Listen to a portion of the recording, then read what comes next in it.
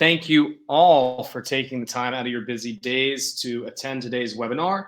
I'm sure that there will be some more attendees that trickle in during the coming minutes, and we will welcome them when they do. But we're going to get into the day's content as we have a packed session for today's webinar, getting through the 7 ways to succeed with your supplier performance monitoring.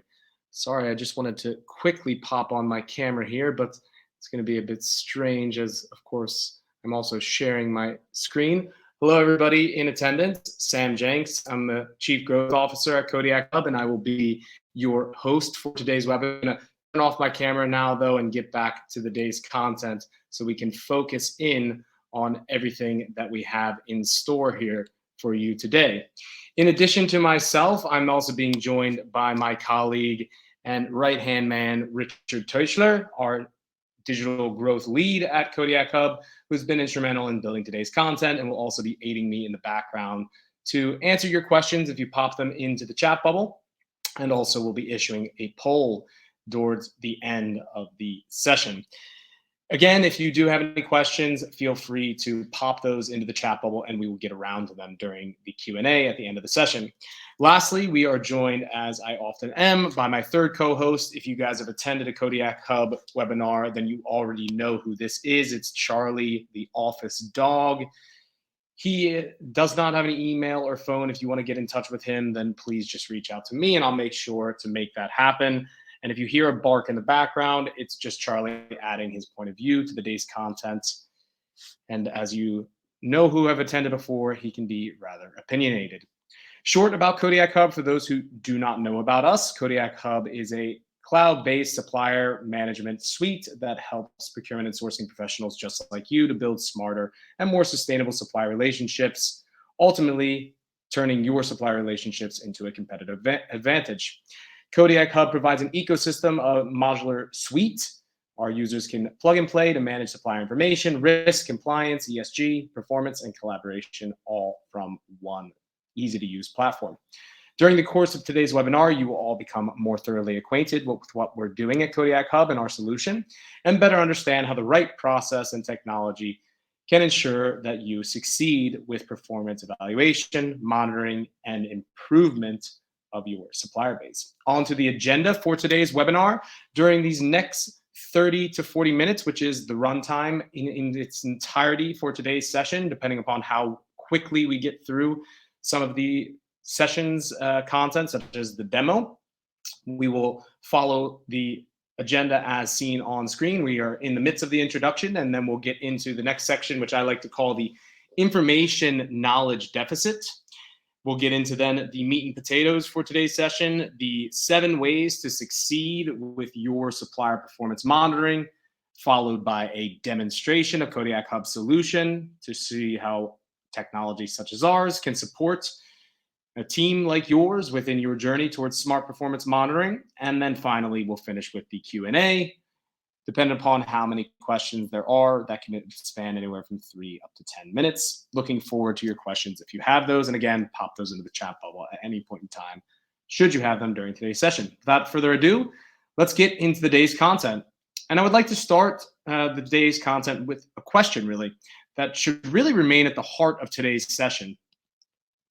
Ask yourself, how can your procurement team turn data and information into insights and intelligence? And furthermore, how can you turn insights and intelligence into improvement and innovation within your supply chain?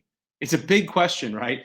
And it's a question that's becoming increasingly important, especially as data and information continue to grow all around us. The global availability and spread of information and data has grown at a super tenacious speed in the past 20 years. Looking at this graphic from the left, a 2019 Harvard Business Review article, and I mean, this trend is just continuing to date. We can see that the globalization of information has grown at 4 times the speed of the global population, capital, or trade. The cherry on top, if we look at the statistic on the right-hand side, IBM's Marketing Cloud reported back in 2017 that 90% of the data in the world had been created in the last 2 years alone, meaning in 2015, 2016, and 2017. I wonder how much data has been created since then. If we cut to today, as we see from the CPO Compass survey in 2023 that procurement leaders still don't believe they're leveraging data to their full capacity.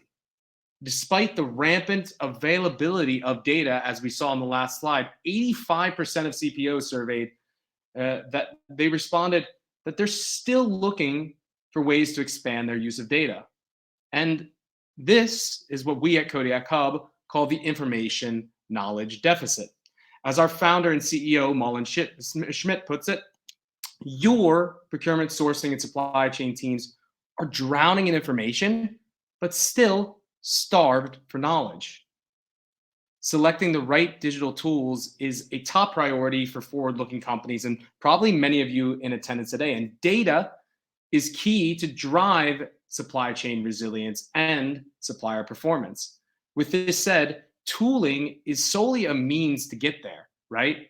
Culture, people, mindset shifts is required to turn data into knowledge. And when cultivating an enterprise-wide digital-first mindset, it's critical that leaders invest time to understand how their digitalization will uniquely affect their business. When you're looking to transform in a digital context, it is necessary to consider many of the following things that you see on screen. The maturity of your business, people's day-to-day, how it will be impacted, the capacity and the knowledge of tooling within your existing team. Do you need to expand within your organization to have more specialists? How will you define and measure milestones in the transformation? How will you define and align on processes? How will you communicate and manage change? And lastly, how will you roll out within a global and/or localized content? If you are willing to harness a digital-first approach, then you will harness information and data. You will create buying insights and intelligence, and you will succeed with supplier performance monitoring. This I promise you. What we want to try and offer you today are 7 practical and applicable ways to be able to do so. Starting with number 1, align on KPIs. Some of you in this session might be grumbling now saying, well, we already have supplier performance criteria and KPIs well defined, and that's great. Good for you. But for those of you that don't, a good starting place is to build a simple model for identifying and aligning on performance evaluation criteria or KPIs. And this can serve as kind of a drawing board for team workshops and brainstorming sessions. The model that we use at Kodiak Hub is 3-tier. And it will always feed back up into or roll up into a supplier's overall performance, which you can imagine as at the top here. Kodiak Hub helps our customers and users to evaluate and monitor supplier performance within 6 different key performance parameters. And these are our performance parameters that are listed as primary: supply chain, quality, commercial or price, collaboration, innovation, and sustainability performance. Locating these particular primary performance parameters are pretty important to build sub-parameters and structure your performance evaluations properly. You may not have 6 primary parameters, or your performance parameters may be named or look slightly different, but this type of performance criteria definition is the suggested mode of operating nonetheless, putting a name to the things you're measuring, right? After you've identified primary and tier 1 parameters, you can focus on moving down to formulate the tier 2 performance sub-parameters. Under supply chain, you may have sub-parameters such as delivery or logistics. Under quality, you may have production quality or product quality. Or under sustainability, you may have waste or emissions, and so forth and so on.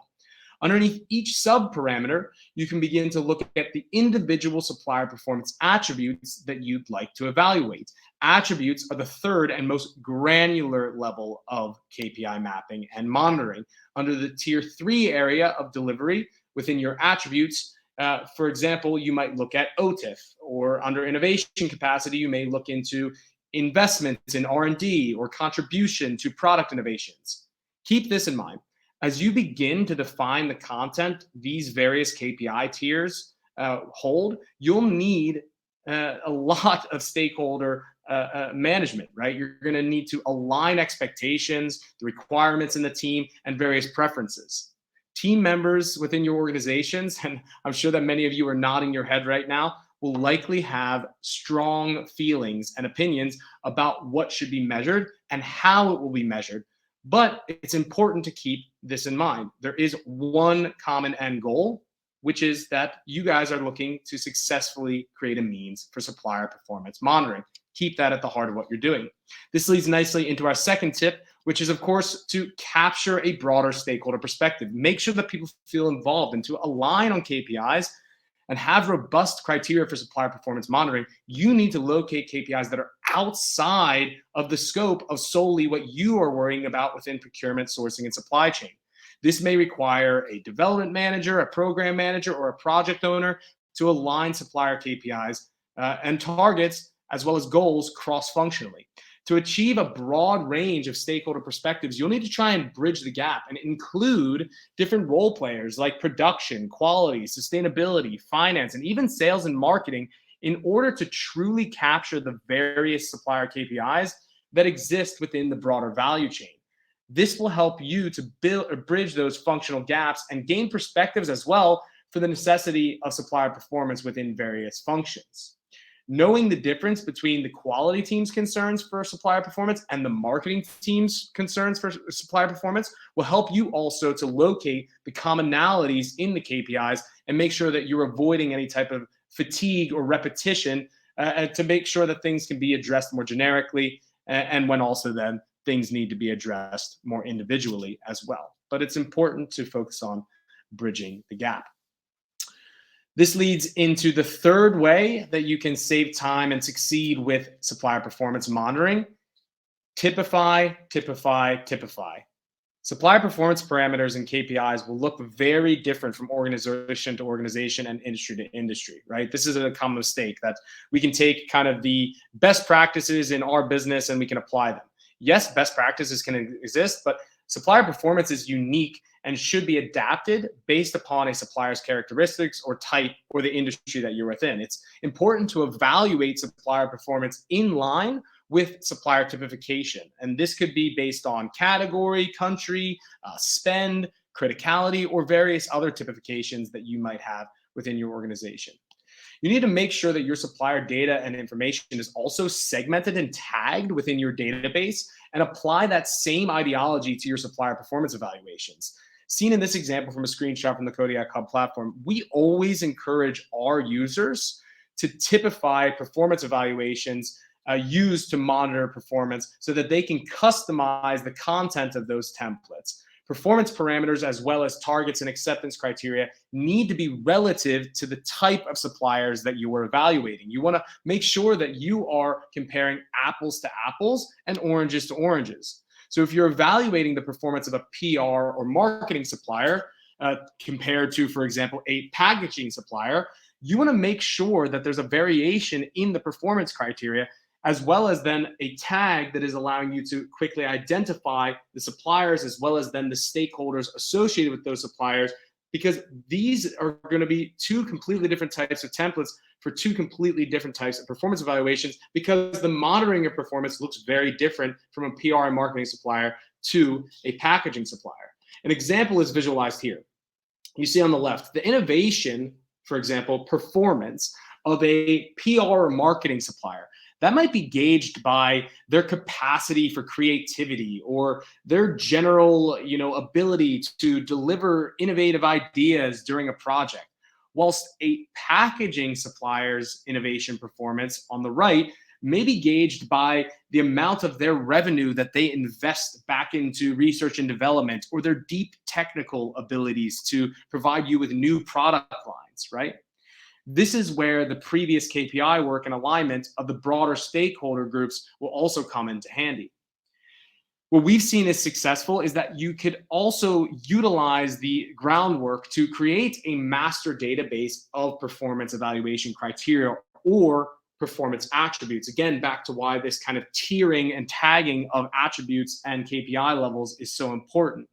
This bank of evaluation criteria should be organized, based upon which primary or tier 1 performance area that it belongs to, and typified based on what kind of supplier the evaluation criteria pertains to as well. At Kodiak Hub, this is a screenshot from our solution. We provide our clients with a best practice performance KPI library with over 500 tier 3, so down on that bottom level, performance attributes within the 6 different areas, the 6 different tier 1 primary areas. And this helps our users to quickly and dynamically insert performance criteria into supplier performance evaluations when needed. And this is the same type of thing, of course, that should you not have a solution to be able to do it, you could try and create, of course, with some homegrown solutions as well. Obviously, it gets easier when you have out of the box third-party solutions to be able to do it with. But there's ways to be able to build up these types of access databases for different types of KPIs with homegrown solutions as well. Good. Now we're 15 minutes through the session, and we're moving into point number 4 on this journey towards succeeding with supplier performance monitoring. And we'll get right into it after I take a sip of water. That was nice. Number 4, don't forget about risk. So even though risk isn't focused on a supplier's actual output performance, gauging the management of supplier business operations and suppliers' third-party risk are equally important to gain a real holistic understanding of a supplier's overall performance. And by measuring compliance and risk in parallel to performance, you'll be able to more quickly spot trends or discrepancies in a supplier's overall and holistic performance. Seen here is a high-level example of what kind of buying insights one can gain from looking at a broader range of criteria, right? Practices and also performance. We've compared our suppliers' quality management in this example to their actual quality performance, their actual output, right? A supplier that lacks quality management will likely not excel in quality performance. And should they show high quality performance, but lack management capabilities, that might also be a discrepancy that could cause some issues. So taking risk or practices, governance of those practices into consideration will give you also a more 360-degree picture of your supplier's overall performance, and it will ensure that your supplier partners won't negatively impact your brand or shareholder value just in the same way that their output and performance, the actual delivery, isn't going to impact your business. So now, no matter, really how high performing suppliers are, if they are putting your brand or business at risk, the fact is that the collaboration will need to be reconsidered, right? I'm sure that everybody in this attendance has experienced this before. The more that you know about the supplier's existing mode of operation and potential risks, the more that you can be able to, of course, try and stay ahead of those things. In modern solutions, 360-degree scorecarding like this, helping you to align risk with performance, is a perfect way to be able to ensure that you can be able to stay on top of the overall holistic status of your suppliers. Some of the areas that you should consider covering when it comes to risk and compliance are some of those listed on screen. These are some of the things that are covered within the Kodiak Hub platform, and some of those areas that we believe, whether you're doing it in our platform or elsewhere, that you should be focusing in on in order to be able to have practices and risk parallel to output and performance. As I stated at the beginning of this, right, procurement teams are drowning in information and starved for knowledge. So don't try and reinvent the wheel here when it comes to supplier governance or compliance and risk management. In addition to Kodiak Hub, there is a plethora of great solution providers, databases, third-party risk solutions, international agencies, and NGOs that can provide you with valuable insights about suppliers out there in these various areas. Moving on to number 5 on the list, which is piggybacking directly off of number 4 on our ways to succeed with supplier performance monitoring. And this is rather straightforward. You guys know this, but you need to know your supplier. Much like the terminology, know your customer, that sales and marketing and finance have been worried about for years and years. The fact is that in supply chain and management, in procurement and sourcing, we're living in a new reality, right? Where the value of a brand is directly linked to and impacted by the operational activities of a global supply chain and its many tiers. This is why supply chain mapping has become so important, because consumers are not sympathetic to supply chain complexity. Newsflash, they don't care. If something happens in the world, you need to know about it. If you have a global, complex, or large supply chain, things like media monitoring or staying on top of some type of current events, news, happenings, updated sanctions, blacklists, financial results. These are incredibly important. Performance evaluations are really important, right?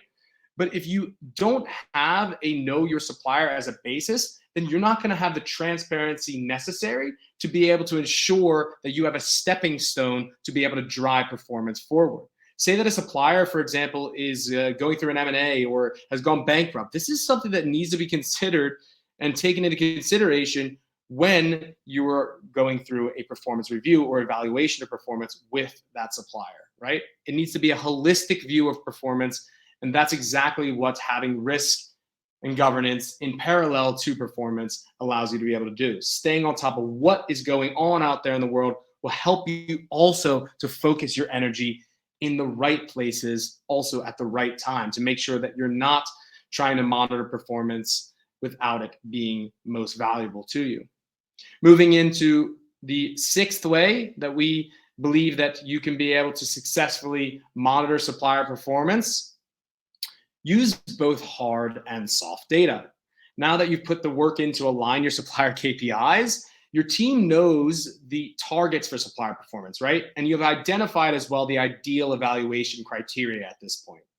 Instead of rushing ahead and just going and saying, we have the right KPIs, now let's send out a performance evaluation via an Excel, right?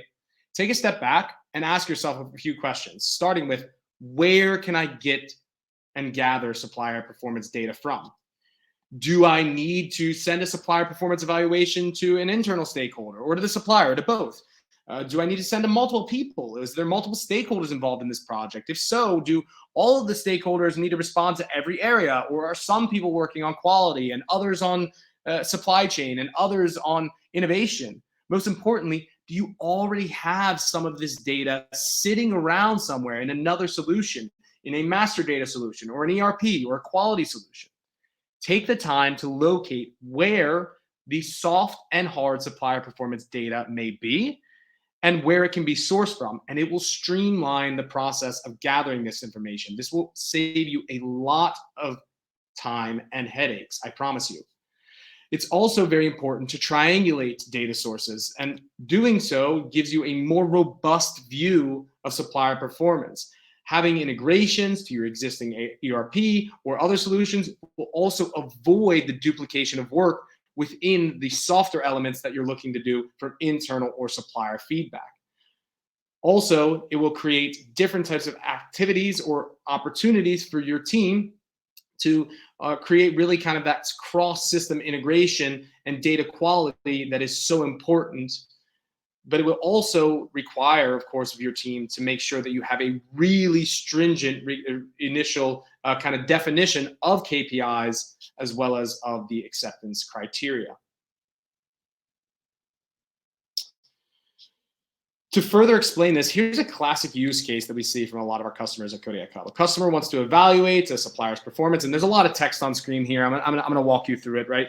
A customer wants to evaluate a supplier's performance. Quality performance is one of their key performance focuses. They'd like to gauge deviance of compliant parts per million, the number of complaints, and the number of claims. These are all numerical, quantifiable values, and the data points are already being reported in by a quality control or quality assurance professional into the customer's ERP or another quality management solution.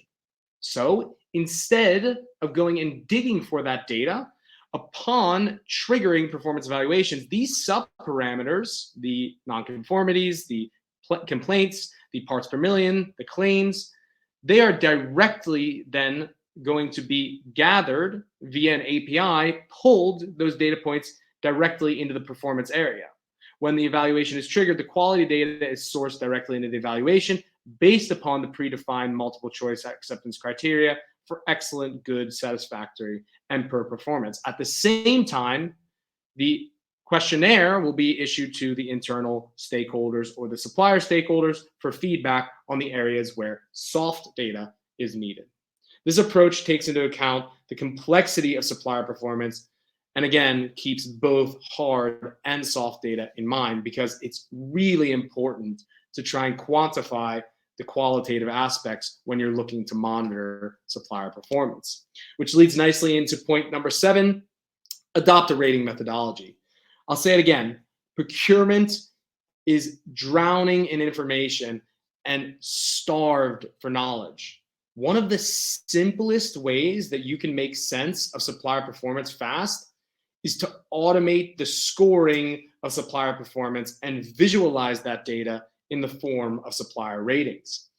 This is why it's so important to first align around the KPIs. Then you can set the criteria, the questions, or the targets, the goals, right? Then you can set the acceptance criteria, which then leads into the ratings once you have located the right data sources. Organizing your supplier performance parameters into these tiers, as we spoke about before, also allows you to goal set and weigh the evaluation criteria in a whole different way at various levels. Using the mix of these two ideologies, the rating as well as then the tiering of your KPIs, you can be able to really dynamically create averages that are unique to a supplier type or grouping, goal set, and also be able to, again, really compare apples to apples and oranges to oranges. Rating within the performance tiers also allows you to have different levels of transparency or granularity into the performance ratings for quick analysis. So a perfect example is that if I am working with a supplier that is expected to bring new products to the market with me, well then, of course, I'm going to value collaboration and innovation much higher. Whereas say that I'm working with a supplier that is, again, a packaging supplier or like, right? Well, then, the ability for them to deliver on time and the quality of their products is going to be incredibly important to me and to my end consumer. So those could be then the things that I weight higher against each other within the overall performance score. And again, this goes back to the importance of typification, and segmentation. Seen in the screenshot here from Kodiak Hub solution, where the tiers of granularity are visualized, the overall performance rating to the left, which is then the primary tier 1, the 6 overall performance parameters, which are below the sub parameters, and individually scored responses, which are then to the right, is then the tier 3, right? The individual attributes. Supplier ratings will help you spend less time with your nose in Excel spreadsheets and hopefully give you and your team more time to drive value with the right suppliers at the right time, monitoring the right things, pushing you towards the right activities at the right times. Much of supplier performance evaluations and monitoring are really based upon qualitative experience and evaluations of suppliers' performance, right? So again, focus on trying to quantify the qualitative aspects, create opportunities to make your KPIs and acceptance criteria into multiple choice formats or different types of values so that you can be able to put different types of scores or weights associated with those, which will also then help to save as a time saver when monitoring supplier performance. Supplier ratings really will save your team time on those lengthy reviews, quarterly reviews or alike. It provides you with a benchmark. It puts some subjectivity into the management of and monitoring of supplier performance. It helps you to quickly spot risks and opportunities and track performance over time. It allows you to have better negotiation power, to more quickly compare and contrast your suppliers. But ultimately, it makes you and your team the smartest procurement and sourcing professionals in the room. Now, in the spirit of not just talking about it, but also being about it, I would like to switch over my screen to provide a brief demonstration of how it is that we can help with monitoring supplier performance and helping your team to succeed within a modern tool for supplier relationship management, such as Kodiak Hub has to offer. But first, I would like to ask Richard to issue a quick call to action for everybody. If you are interested, please take a moment here and just utilize the call to action that you see on screen now to book a demo.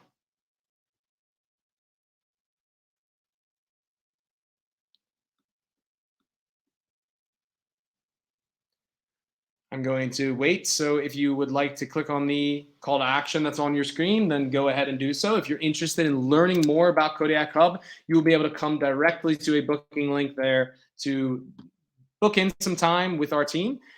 And you can leave up that tab if you want to then get back to the demonstration, which we're going to shift back to now, which is then a demonstration of the Kodiak Hub platform for supplier management, but more specifically, supplier performance monitoring. I hope that everybody is able to see my screen here again. And I want to welcome everybody into the Kodiak Hub platform. Some of you maybe have seen this before. For those of you who have not, little quick orientation. The world map gives us a risk profile of different countries around the globe, giving us a social, environmental, and financial view of the risk in different countries. Also plotted, we can be able to quickly see different suppliers. We can also be able to toggle on, for example, different types of risks that are happening around the world from a disaster perspective. So we can stay on top of different types of events that are happening. Additionally, we have global filters that exist throughout the solution, helping us to stay on top of segmenting up or down our supplier base. Again, it's incredibly important that you are tagging and segmenting your supplier data. A solution like Kodiak Hub allows you to be able to quickly utilize those different filters that you have and tags to quickly find different groupings of suppliers, whatever those may be, to quickly identify who they are, but also to be able to utilize that data to issue different types of evaluations, assessments, audits, and so forth and so on to the correct suppliers as well. Again, segmentation is key not only for supplier information management and relationship management, but also for ensuring that you can monitor performance, comparing apples to apples and oranges to oranges.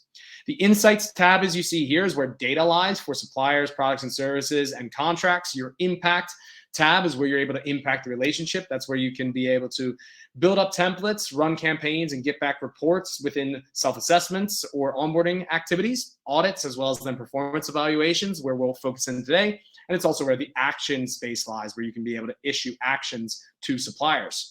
Say that I want to be able to manage a performance evaluation. Well, I have the opportunity to quickly do so here. What I can be able to see is different templates that I would be able to build as I would like to.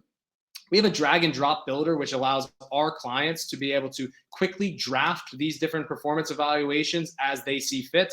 So let's just take a quick example as we were talking about before. For a performance evaluation, we could be able to utilize this to determine what are the rating areas that I want to be able to have a supplier at the primary level to be evaluated based upon and monitor. I could do a data check. This data check allows my supplier, but also internal stakeholders to self-register or update and keep up to date their own supplier information. Obviously, this is a more popular functionality in our onboarding and self-assessment module. I can be able to give a content and communication to the supplier, and underneath the individual areas, I can be able to choose what in fact are then the content that I would like to add into this particular assessment or evaluation. So for example, I could be able to say, okay, I would like to know more about the delivery capacity of this supplier. Well, then I can be able to add that in as a section, and directly here, I can be able to quickly drag and drop in different types of parameters or KPIs that I would like to have in scope. Why is that the case that I can drag and drop? Well, because we have the library as the backbone of the solution, allowing our customers then to pick out the different elements of the global library that are important for them, and then utilize these individual aspects that are toggled on their particular local library to just drag and drop into an evaluation. Once I'm happy with the things that I want to evaluate, well, then it's time to issue a campaign.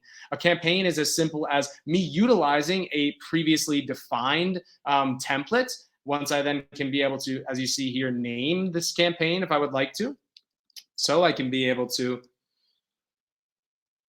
giving it a second here.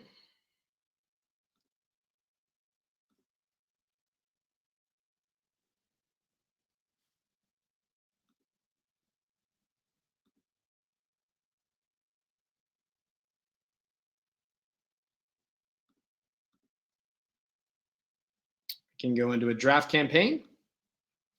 These campaigns, as you see here, is an opportunity for us to be able to choose a supplier type. The supplier type we can be able to typify, so we can be able to say, oh, we're sending out to a producer or a manufacturer or a agent and trader, for example, right? It allows us to, again, segment and scope up who is going to be receiving this. There we can then be able to determine that we want to send out a particular template, again, that has been typified. We choose then a scope as well. Is this going to be about a product or a project or a service that we're buying? Well, then we can do that, or we can change the scope over to be able to manage this as far as a supplier evaluation. Here, then we can drag and drop into scope the different suppliers that are going to be in scope, as well as then the internal stakeholders, or also then the different types of stakeholders that are involved with the evaluation of this particular supplier performance. Again, it's all about dragging and dropping. We are able to then schedule out emails and roll these things out to the internal stakeholders as well. The beauty is that these internal stakeholders will then be able to respond at their leisure. And once they do, we're going to be able to get back different quick views, so we can be able to see how is the supplier doing within their performance, say, for example, in a particular project or for a quarter, or however it is that we are actually following up on this particular performance. But we can also dive deeper into their supplier scorecard. And this scorecard is really a control center, a robust 360-degree view, so we can be able to better manage this individual supplier, suggest improvements, manage documentation, look at data, but we can also be able to dig into the deeper insights within the rating profiles as well. Just to give you a quick orientation with the supplier scorecard, when data starts landing into the solution, well then, of course, it's going to be weighted and rated. Any type of things such as, for example, different types of performance indicators will be captured via the evaluation that we've done. Here we can be able to see the responses from the 3 different stakeholders, which have then averaged or amalgamated up into the top level performance. Here we can then see the individual performance areas and dive deeper into those performance areas as we would like to as well. What we can also be able to do is not only see at the lowest level the attribute and the overall score of that individual attribute, but we can also see the value progression over time. Is a supplier getting better, or are they getting worse within a particular area? Whether it is that we're gathering that hard data, for example, from an ERP integration, or whether it is that we are in fact getting that data via soft evaluations that are being fed back in by our team from the campaigns that we're managing. If we look then at the data properties on the right, well, here we can be able to see contact information, contract information, things related to the relationship associated with this supplier. Here from this interface, I can also be able to directly update or change data if I have the user rights to be able to do so as well. I can be able to take notes very quickly for myself or for other users. I can be able to expand upon these third-party insights as we see, the financial credit rating, which is directly fed into the solution, the media insights, which is helping us to be able to see adverse or news about the supplier, as well as then the last bit, which is then the Safe Source Premium, the publicly, exposed persons, politically exposed persons, or the businesses or subsidiaries that are on sanction lists of this particular entity. So for example, here we're able to see general information about the entity, different sources of data about the subsidiaries, as well down to the individual politically exposed or special interest person that we can also be able to see, and what it is that's related to that, if it's reputational risk, so forth and so on within this particular view. Again, keeping then the performance bits directly alongside compliance and risk aspects related to the relationship. If we want to drive forward the communication with suppliers, well, then we have the action space here to be able to do things like make improvement proposals or work on projects together with them within an action space. It's a simple, direct, dynamic portal that we can be able to communicate back and forth. We can also be able to follow up, for example, on any type of contracts or documentations. Expiry dates are here, so we're going to get notifications to make sure that we're updated and keeping track of any type of commercial or compliance related documentation that's being stored or has been shared with us by the supplier in the solution. Those things are also quickly typified and marked with expiry dates, so we're going to be able to find them around the solution very quickly as well. And again, we can be able to drive forward the relationship within the action space, whatever it might be that we're trying to be able to drive forward, we can do here and I could be able to show off just a quick little example. It's a collaboration space back and forth, because monitoring supplier performance is one thing, but improving upon that supplier performance is another, right? And that's the ultimate goal of relationship and lifecycle management, is that we're not just stopping at the gauging of risk or the gauging of governance, but we're actually driving forward the collaboration over time. Again, turning the supplier relationships into a competitive advantage. Here, you can be able to do simple tasks like communicate back and forth. As you see, there's a chat bubble directly here. You can share documents that are directly reposited. The user can be able to push forward or backward this activity. You can be able to be updated, of course, when things are happening. And then you can also be able to keep a backlog or an archive of any type of activities that you have, in fact, worked on together. So you not only have those active action types whenever you want, but you can also have all of the archived communication back and forth. The last bit sits within the intelligence, and this is where you can be able to get a whole lot of intelligence out of the solution, start building up your own individual reports as you see fit, whether they're related to multiple suppliers or your whole grouping of suppliers or a particular segment of suppliers. Those types of things can be filtered and built up as you see fit with drag and drop capabilities. If you'd like to see that more, then of course we can dig into those aspects in a direct demonstration of the platform. And with that being said, I'm going to now disable the screen sharing. And I would love then to stop at this time when it comes to presentation. And thank you all for your attendance today. If you would like to ask any questions, then please pop those into the chat bubble now, and we will make sure to get around to those once we have a moment. So please pop in any questions that you have into the chat line, and we will answer them now during the Q&A session.